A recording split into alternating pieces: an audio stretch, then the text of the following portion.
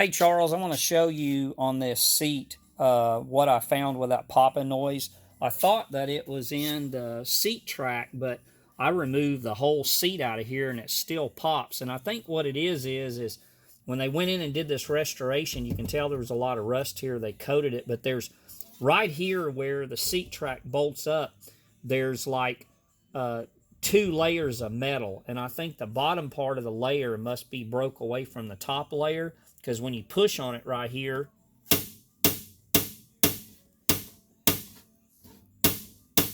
you can hear that metal popping in there. So I think what I'm going to do is that's right above the frame, and so I can't really get to it to do much, but I think if I come in here and add a couple of screws in here to pull the two pieces of metal back together again, I think that'll stop it. Because what it's doing is when you sit in the seat and it flexes the metal down, the metal is popping like this.